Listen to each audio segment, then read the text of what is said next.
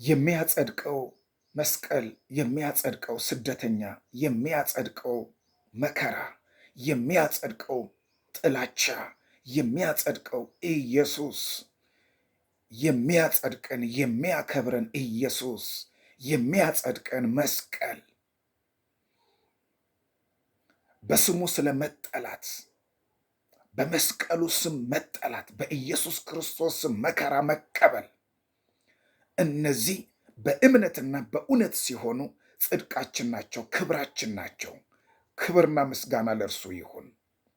ውድ ተመልካቾቻችን ዛሬ የምናየው ስለ እነዚህ ነው። የሚያጸድቀን ስደት፣ የሚያጸድቀን መስቀል፣ የሚያከብረን መስቀል፣ የሚያጸድቀን ኢየሱስ። ወንድሞቼ በወንጌላችን በማቴዎስም በማርቆስም ወንጌል በሉቃስም ወንጌል በስሙ ስለምትቀበሉት በስሙ ስለምትጠሉት፣ ስሙ ስንል የማርያም ልጅ ኢየሱስ ክርስቶስን ነው። ስሙ ስንል የእግዚአብሔር አብ ልጅ ኢየሱስ ክርስቶስን ነው። ስለ እኔ፣ ስላንተ፣ ስላንቺ፣ ስለ ዓለሙ ሁሉ መከራ የተቀበለውን ስለ ስሙ በምትቀበሉት መከራ፣ ስለ ስሙ ስላሳያችሁት ፍቅር፣ ስለ ስሙ በስሙ ሆናችሁ ስለምትደሰቱት ደስታ፣ በስደት ሆናችሁ ስለምትደሰቱት ደስታ፣ በስደት በመከራ ውስጥ ሆናችሁ በክርስቶስ ሆናችሁ በፍቅሩ ውስጥ ሆናችሁ ስለምታሳዩት ፍቅር፣ ስለዛ መከራ በዚያ ሆናችሁ ስለምትጸድቁት ያ ጽድቃችሁ እንደሆነ፣ ያ ሕይወታችሁ እንደሆነ፣ ያ ደስታችሁ እንደሆነ እናያለን። በማቴዎስ ወንጌል ምዕራፍ 10 ላይ በማቴዎስ ወንጌል ምዕራፍ 24 ላይ የምናገኛቸው ቃላት አሉ። ስለ ስሜ የተጠላችሁ ትሆናላችሁ። ስለ ስሜ የተጠላችሁ ትሆናላችሁ። ስለ የትኛው ስም ምንጠላው? በዚያን ጊዜ ስለ ስሜ አሳልፈው ለመከራ ይሰጣችኋል። የማቴዎስ ወንጌል ምዕራፍ 24 ከቁጥር 9 ላይ በዛን ጊዜ ለመከራ አሳልፎ ይሰጣችኋል፣ ይገድላችሁማል። ስለ ስሜም በአሕዛብ ሁሉ የተጠላችሁ ትሆናላችሁ። ማነው ያለው? ይህንን ኢየሱስ ክርስቶስ ነው። በአሕዛብ ዘንድ የተጠላችሁ፣ በማያምኑ በክርስቶስ የማያምኑ፣ በእኔ የማያምኑ፣ እኔ አምላክ እንደሆንኩኝ፣ እኔ ጌታ እንደሆንኩኝ፣ እኔ የዓለም ቤዛ እንደሆንኩኝ፣ እኔ የዓለም መድኃኒት፣ እኔ እግዚአብሔር እንደሆንኩኝ፣ እኔ ክርስቶስ እንደሆንኩኝ በስሜ የማያምኑት እናንተ ስለ እኔ ብላችሁ መከራ ትቀበላላችሁ። እኔን ስትገልጡ፣ እኔን ስታስተምሩ፣ በእኔ ያሳድዷችኋል፣ በእኔ መከራ ትቀበላላችሁ፣ በስሜ የተጠላችሁ ትሆናላችሁ። በዚያ ውስጥ ሆናችሁ ግን ወደኋላ የምታፈገፍጉ ከሆነ ወድቃችኋል። በስሜ ሆኖ በእኔ ሆኖ እስከ መጨረሻው የሚጸና እርሱ ይድናል። ክብር ምስጋና ለእርሱ ይሁን። የእግዚአብሔር ልጆች በስሙ መከራ የምትቀበሉ ዛሬ በዓለማችን ላይ ሁናችሁ እርሱን የሚወዱት ሁሉ ወደ መስቀሉ ይመጣሉ። እርሱን የሚወዱት ሁሉ መከራ ለመቀበል ራሳቸውን ያዘጋጃሉ። በስሙ ሆናችሁ ዛሬ መከራ የምትቀበሉ በክርስቶስ ሆናችሁ በአሕዛብ ዘንድ፣ በሕዝብ ዘንድ፣ በአደባባይ ይህንን እግዚአብሔር በሰጠን ሚዲያ፣ በዚህ ሚዲያ እውነት የምትናገሩ፣ የክርስቶስን ማዳን የምትገልጡ፣ ኢየሱስ ክርስቶስ ጌታ እንደሆነ የምትመሰክሩ፣ በአንደበታችሁ የምትመሰክሩ፣ በልባችሁ ያመናችሁ በአንደበታችሁ የምትመሰክሩ፣ ሕይወቱን የምትኖሩ፣ መከራውን የምትቀበሉ እናንተ ጸንታችሁ ኖሩ። ዋጋችሁ አይጠፋም። በእግዚአብሔር አብ ዘንድ ክብር አለ። በክርስቶስ ሆናችሁ የምትቀበሉት መከራ ሁሉ ታላቅ ነው። የእግዚአብሔር ልጆች በክርስቶስ ሆናችሁ የምትቀበሉት መከራ ደስታ ነው። ስደት፣ የመስቀሉ ስደተኛ ዛሬ የመስቀሉ ስደተኞች በዝተዋል። የክርስቶስ ስደተኞች በዝተዋል። ክርስቲያኖች እየተሰደዱ ነው። ክርስቲያኖች እየተራቡ ነው። ክርስቲያኖች መከራ እየተቀበሉ ነው። ምን ማለት ነው? እውነት የምትናገሩ የአሕዛብ መንገድ የጥፋት መንገድ እንደሆነ የምትናገሩ ትሰደዳላችሁ። ዛሬ እየተሰደዱ ነው። ይታሰር፣ ይገደል፣ ይሙት እየተባለ ነው። መከራ ማለት ይሄ ነው። እውነትን መግለጥ በአሕዛብ ፊት ያለ ማፈር፣ ያለ መሸማቀቅ እውነትን መግለጥ። ወገኖቼ በክርስቶስ ሆናችሁ ያላችሁ አትሸማቀቁ። መዳን በሌላ በማንም የለም። እንድንበት ዘንድ የተሰጠን ከሰማይ በታች ኢየሱስ የሚለው ስም ነው። መሸማቀቅ አይኖርም። መከራው ይቀጥላል። እንዲሁ ፈርተ መኖር እንጀራ ትበላለህ። ፈርተ ስጋዊ ህይወትን ታደላድላለህ። ያማረ ስጋዊ ህይወት ትኖራለህ። ክርስቶስን ግን መግለጥ፣ ክርስቶስን መስበክ ግን ዋጋ ያስከፍላል። ትራባለህ፣ ትጠማለህ። ቅዱስ ጳውሎስ ምን ይላል? በክርስቶስ ሆኖ ያለውን ደስታ ይነግራቸዋል ቆሮንቶስ ክርስቲያኖች። አያችሁ፣ ሐዋርያው ቅዱስ ጳውሎስ ማለት ነው። በክርስቶስ ሆኖ በእርሱ ሆኖ የሚሰደደውን ስደት እንዴት ደስ እንደሚለው ይነግረናል። ማን? ሐዋርያው ቅዱስ ጳውሎስ በሁለተኛ ቆሮንቶስ ምዕራፍ 5 ከቁጥር 6 ጀምረን ስንመለከት እንግዲህ ሁልጊዜ ታምነን በእምነት እንጂ በማየት አንመላለስምና በእምነት እንጂ በማየት አንመላለስምና በስጋ ስናድር ከጌታ ተለይተን በስደት እንዳለን የምናውቅ ከሆን ታምነናል። በስጋ ስናድር ከጌታ ተለይተን፣ አሁን በስጋ ስትሆን ከጌታ ትለያለህ። በስጋ ስናድር ከጌታ ተለይተን በስደት እንዳለን የምናውቅ ከሆን ታምነናል። አሁን በስደት እንዳለን የምናውቅ ሰዎች ታምነናል። ክርስቲያን ስደተኛ ነው። ማን? ኢየሱስ ስደተኛ ስለሆነ ይህ ዓለም አልተመቸውም። ክርስቶስን ዓለም አልወደደችውም፣ ጠልተዋለች። የገዛ ወገኖቹ ጨምሮ አሳደውታል። ካህናት የሚባሉ ፈሪሳውያን፣ አይሁድ ማህበረሰብ የሚባሉ አሳደውታል።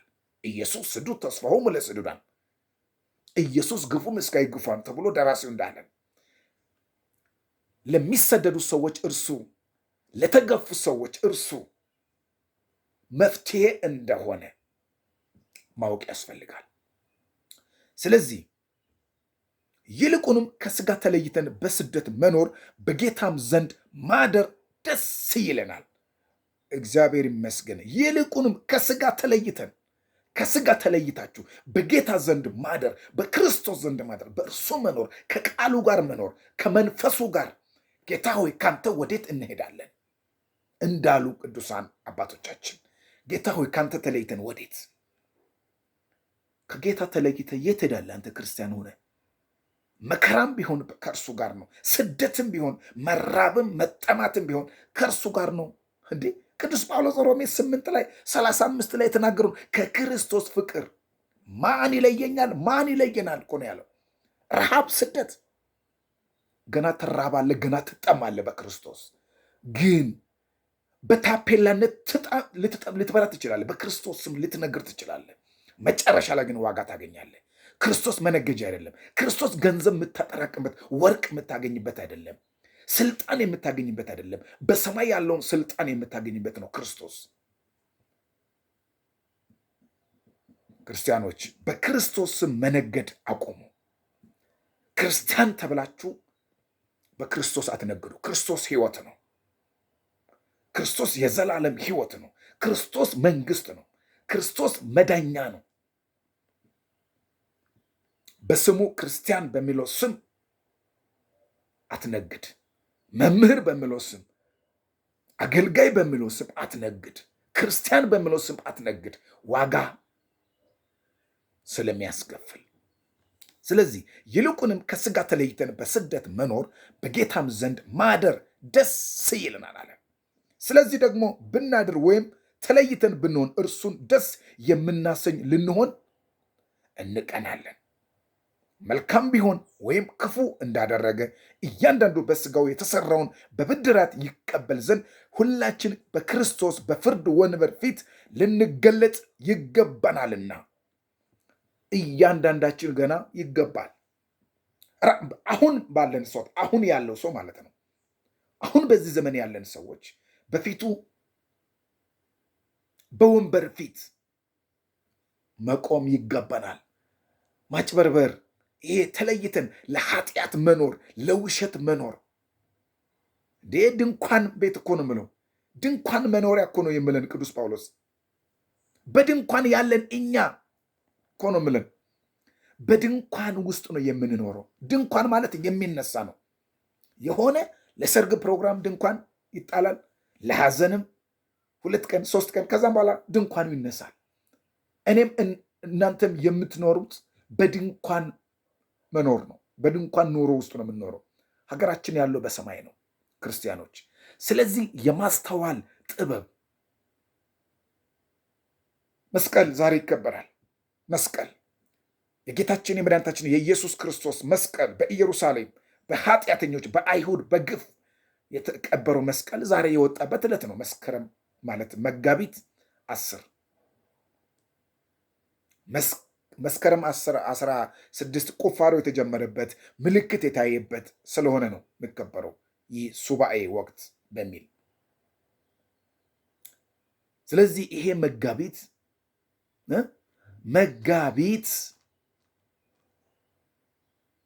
10 መስቀሉ የወጣበት ነው በእሌኒ ንግሥት አማካኝነት። እግዚአብሔር ይመስገን። ይሄ መስቀል ዋጋ ያገኘው የክርስቶስ ደም ስለፈሰሰበት ነው። የክርስቶስ መስቀል ደም ያረፈበት መስቀል ስለሆነ ታምራትን አድርጓል። ታሪክ እንደሚነግረን ታምራትን ሰርቷል። እውራን በርተዋል። ቤተ ክርስቲያን መስቀል ኃይልነ፣ መስቀል ጽንዕነ፣ መስቀል ቤዛነ፣ መስቀል መድኃኒተ ነፍስነ ምትለው ለዚህ ነው። የክርስቶስ መስቀል ከሌሎች መስቀል የሚለይበት የእሱ ደሙ ስለፈሰሰበት ነው። ሕይወት በዛ መስቀል ላይ ተንጠልጥሏል። የዓለም መድኃኒት በዛ መስቀል ላይ ተገልጧል። ክርስቲያኖች፣ ስለዚህ በዚህ መስቀል ላይ በዕብራይስጥ ቃል በግሪክ ቃል አያችሁ አይደለም? በዚህ መስቀል ላይ ይሄ መስቀል ብዙ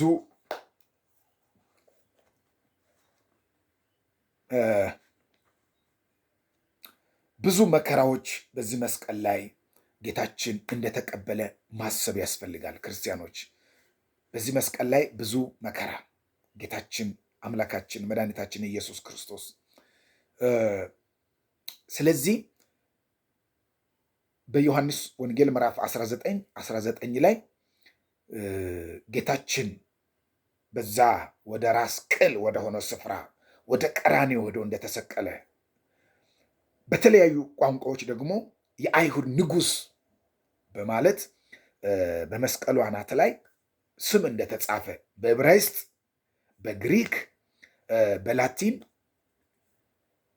ኢየሱስ ናዝራዊ ንጉሠ አይሁድ የሚል ያው በጲላጦስ እንግዲህ ስሙን ቀይሮ የአይሁድ ንጉሥ ነኝ ብሏል የሚል አድርገ ጻፍ ስሉት ዘጻፍኩ ጻፍኩ። እንግዲህ አንዴ የጻፍኩትን መቀየር አልችልም፣ ጽፍ ያለዋል።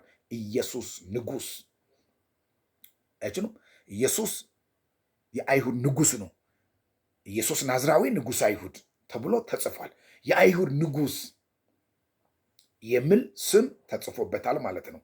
እንግዲህ ይህ ሁሉ የሆነበት ምንድን ነው? ተቃውሞ ነው። ጌታ ንጉሥ ነው።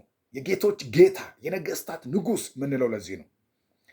ስለዚህ ለምንድን ነው እርሱ ንጉሳችን አይደለም፣ እርሱ ጌታችን አይደለም የሚል ተቃውሞ ነው። እንግዲህ ወደ ገዛ ወገኖቹ መጣ፣ እነሱም አልተቀበሉትም የተባለው።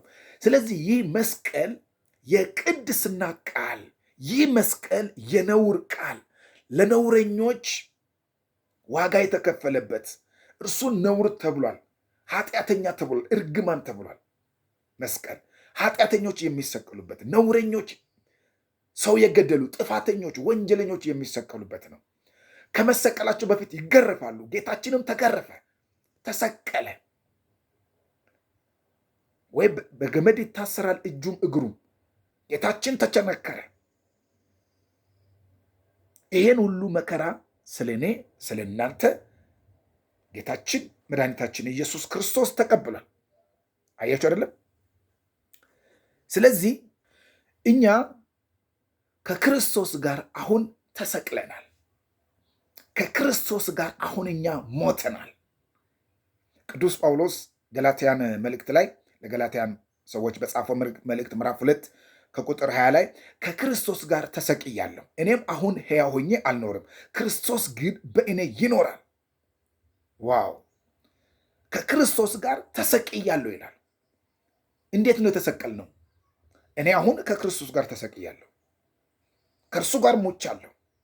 ይሄ የሚሆነው በልጅነት ያኔ ስንጠመቅ፣ በአዋቂነትም ስንጠመቅ የተጠመቀ ሰው ሙቷል፣ ተነስቷል። ከክርስቶስ ጋር የሞተ ከክርስቶስ ጋር የተሰቀለ ሰው ይሰደዳል፣ ይራባል፣ ይጠማል፣ መከራ ይቀበላል። ከክርስቶስ ጋር ተሰቅያለሁ፣ እኔም አሁን ሕያው ሆኜ አልኖርም። ከክርስቶስ ጋር ማለትም ክርስቶስ ግን በእኔ ይኖራል። አሁንም በስጋ የምኖርበት ኑሮ በወደደኝና ስለ እኔ ራሱን በሰጠው በእግዚአብሔር ልጅ ላይ ባለ እምነት የሚኖረው ነው ይላል። አሁን በእርሱ በወደደን በተሰቀለው በእርሱ የሚኖረው ነው እምነታችን፣ መሰቀላችን፣ መሞታችን፣ ሕያው የምንኖረው በእርሱ በወደደን በእርሱ ስለሆነ በክርስቶስ ስለሆነ ነው። ስቅለታችን፣ ሞታችን፣ ሕያው የምንሆነው ከክርስቶስ ጋር ስንሆን ነው። እኔ ሕያው ነኝ። ክርስቲያን ሁሉ ሕያው ነው። ክርስቲያን ተሰቅሏል። በፍቅሩ ተሰቅሏል። በሞቱ ተሰቅሏል። በመስቀል ላይ በተከፈለው ተሰቅሏል። ሲያምን ተሰቅሏል። አብሮ ይሞታል። ሲጠመቅ ይሞታል። መከራውን በመቀበል ስለ እርሱ መመስከር። ይሄ ምንድን ነው? መሰቀላችን፣ ሕያው መሆናችንን ዋጋ ጊዜያዊ ቢሆን እኮ ምንም አያስጨንቅም። ክርስቲያን መሆናችን ጊዜያዊ አይደለም፣ ዘላለማዊ ስለሆነ ከእርሱ ጋር ስለሆነ ሕያው ስለምንሆን ፍጹም ስለምንሆን ወደዚያ ወደ ፍጹምነት ወደ ማደግ ወደ ቅድስና ወደ ክብሩ መነጠቅ ስለሆነ ስለዚህ አሁን ከክርስቶስ ጋር እንሆናለን፣ እንኖራለን፣ አብረን እንሰቀላለን። ተሰቅለናል። ክርስቲያን ሁሌ በእግዚአብሔር ፊት ነው የሚሆነው፣ በኃጢአት ፊት አይደለም። ለኃጢአት ሞተን ለጽድቅ እንድንኖር ተሰቅለናል። ለኃጢአት ሞተን ለጽድቅ እንድንኖር ኃጢአት ላለመስራት ጽድቅን ለመስራት ተለይተናል ማለት ነው። ክርስቲያኖች ዛሬ የሚሰደዱ ክርስቲያኖች ምን አይነቶች ናቸው? የሚሰደዱ ክርስቲያኖች ምን አይነቶች ናቸው? እንደ ቅዱስ ጳውሎስ ክርስቶስን እየወደዱ ክርስቶስን እየመሰሉ መኖር የሚፈልጉ ይሰደዳሉ። አስመሳይ ግን ፈሪሳዊ ግን አይሰደድም። ክርስቶስን የምትወዱ እርሱን እየመሰላችሁ መኖር የምትፈልጉ ዳዴ የምትሉ እንደ ሕፃን ለመቆም የምትዳዱ ክርስቶስን ለመምሰል የምትታገሉ በእውነት በክርስቶስ መኖር የምትፈልጉ ትሰደዳላችሁ። እንዲህ ይለናል ቃሉ በሁለተኛ ጢሞቴዎስ ምዕራፍ 3 ከቁጥር 11 ጀምረን ስንመለከት ምዕራፍ 3 ከቁጥር 11 ሁለተኛ ጢሞቴዎስ ቅዱስ ጳውሎስ ለመንፈስ ልጁ ለጢሞቴዎስ የጻፈው መልእክት ነው። በአንጾኪያና በኢቆንዮን በልስጥራንም የሆነብኝን የታገሱትንም ስደት ታውቃለህ። ምኑን? ስደት ታውቃለህ። በአንጾኪያ በኢቆንያ በልስጥራ የሆነብኝን በዛው ውስጥ የደረሰብኝን መከራ የታገሱትንም ስደት ታውቃለህ። ጌታም ከሁሉ አዳነኝ፣ ዛሬም ያድነናል። በስሙ የምትሰደዱት ሁሉ ጊዜያዊ ነው ስደቱ ግን ጌታም ከሁሉ አዳነኝ። በእውነትም በክርስቶስ ኢየሱስ እግዚአብሔርን እየመሰሉ ሊኖሩ የሚወዱ ሁሉ ይሰደዳሉ። በክርስቶስ ኢየሱስ እግዚአብሔርን እየመሰሉ ሊኖሩ የሚወዱ ሁሉ ምን ይላሉ? ይሰደዳሉ። ዛሬም ይሰደዳሉ፣ ነገም ይሰደዳሉ። እግዚአብሔርን እየመሰሉ በክርስቶስ ሆነው በክርስቶስ ኢየሱስ እግዚአብሔርን እየመሰሉ ለመኖር ክርስቶስን እየመሰሉ ሊኖሩ የሚወዱ ሁሉ ይሰደዳሉ። እኔ ክርስቶስን መስላለሁ፣ እናንተም እኔን ምሰሉ አለ ይህ ታላቅ ሰው። የእግዚአብሔር ልጆች ዛሬም የምትሰደዱ ዛሬም መከራም የምትቀበሉ በክርስቶስ ከሆነ ከሁሉም ያድናችኋል። እውነቴን ነው የምላችሁ። ይህንን አሁን የምነግራችሁንም የቅዱስ ጳውሎስን መልእክት በዚህ ወደ ቆላሲስ ሰዎች የጻፈው መልእክት ነው። ምዕራፍ 2 ከቁጥር 6 ያለውን እንድታስታውሱ እፈልጋለሁ። ሙሉውን ምዕራፉን ብታነቡ ለአንድ ክርስቲያን ወሳኝ የሆነ ክፍል ነው። ቆላሲስ ምዕራፍ 2 ከቁጥር 1 ጀምራችሁ ሙሉን ስታነቡ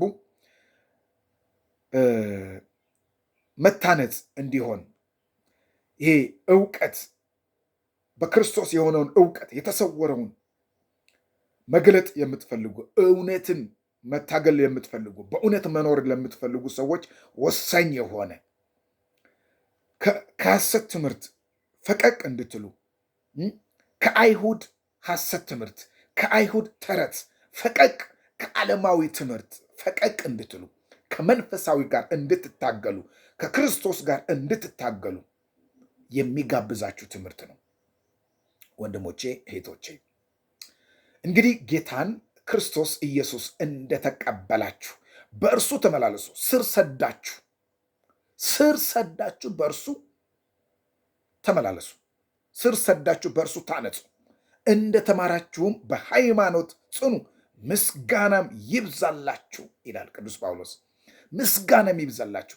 እንግዲህ እርሱ ክርስቶስ እንደሆነ፣ እርሱ ጌታ እንደሆነ፣ እርሱ አዳኝ እንደሆነ የተቀበላችሁ በአብ በወልድ በመንፈስ ቅዱስ ስም የተጠመቃችሁ አንድ ጌታ አንድ እግዚአብሔር ብላችሁ አንድ ሃይማኖት ብላችሁ በክርስቶስ የሆናችሁ ስር ሰዳችሁ በሃይማኖት ጽኑ፣ ምስጋናም ይብዛላችሁ ይላል። አያችሁ፣ ምስጋናም ይብዛላችሁ። እንግዲህ በማስተዋል ወደሚገኝበት ወደ መረዳት ባለጠግነት ሁሉ እንዲደርሱ የእግዚአብሔርን ምስጢር እርሱንም ክርስቶስን እንዲያውቁ እጋደላለሁ ነው ምለው። እርሱን እንድታውቁ እጋደላለሁ ይላል ቅዱስ ጳውሎስ። የተሰወረ የጥበብና የእውቀት መዝገብ ሁሉ በእርሱ ነውና። የተሰወረው የእውቀት ጥበብ የተሰወረው መዝገብ የሚገለጠው በክርስቶስ ነው። ማንም በሚያባብል ቃል እንዳያስታችሁ ይህን እላለሁ። በሥጋ ምንም እንኳ ብርቅ በመንፈስ ከእናንተ ጋር ነኝና ስርዓታችሁንም በክርስቶስም ያለውን የእምነታችሁን ጽናት እያየው ደስ ይለኛል። እግዚአብሔር ይመስገን። የእምነታችሁን ስርዓት በክርስቶስ የሆነውን የእምነታችሁን ስርዓት እያየው ደስ ይለኛል። ዋው! ዛሬ እውነት እግዚአብሔር በእኔና በእናንተ በክርስቶስ የሆነውን ስርዓት ስንፈጽም ደስ አይለው? አባቶቻችን ደስ አይላቸውም? መንፈስ ቅዱስ አያየንም? ከመንፈስ መራቅ እንችላለን። ከእውነት መራቅ እንችላለን። ከቃሉ መራቅ እንችላለን። ዛሬ ደስ ይለኛል ያለ እንግዲህ እንደ ክርስቶስ ትምህርት ሳይሆን እንደ ሰው ወግና እንደ ዓለማዊ እንደ መጀመሪያ ትምህርት ባለ በፍልስፍና በከንቱ መታለል ማንም እንዳይማርካችሁ ተጠበቁ። በእርሱ የመለኮት ሙላት ሁሉ በሰውነት ተገልጦ ይኖራል። ለአለቅነትና ለስልጣንም ሁሉ ራስ በሆነው በእርሱ ሆናችሁ ተሞልታችኋል። የሥጋንም ሰውነት በመገፈፍ በክርስቶስ መገረዝ በእጅ ባልተደረገ መገረዝ በእርሱ ሆናችሁ ደግሞ ተገረዛችሁ። በጥምቀትም ከእርሱ ጋር ተቀበራችሁ።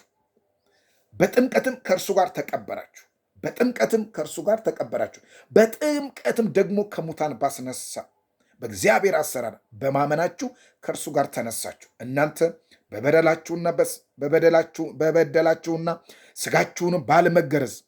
በበደላችሁና ስጋችሁን ባለመገረዝ ሙታን በሆናችሁ ጊዜ ከእርሱ ጋር ሕይወትን ሰጣችሁ። በደላችሁን ሁሉ ይቅር አላችሁ። በእኛ ላይ የነበረውን የሚቃወምንም በትእዛዛት የተጻፈውንም የዕዳ ጽሕፈት ደመሰሰው። እርሱንም በመስቀል ጠርቆ ከመንገድ አስወግዶታል። በደላችንን የዕዳ ጽሕፈታችንን በመስቀል ላይ ተሰቅሎ እርሱ በመስቀል ጠርቆ ከመንገዳችን አስወግዶታል። የዕዳ ጽሕፈታችን ኃጢአታችንን መርገማችንን በቃ ውጭ አድርጓል። ከሕይወታችን ውጭ ነው።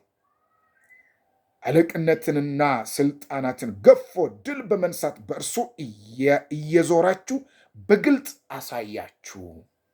በመንሳት ድል በመንሳት በእርሱ እያዞራችሁ በግልጥ አሳያችሁ። ይሄ ትልቅ ድል ነው ክርስቲያኖች።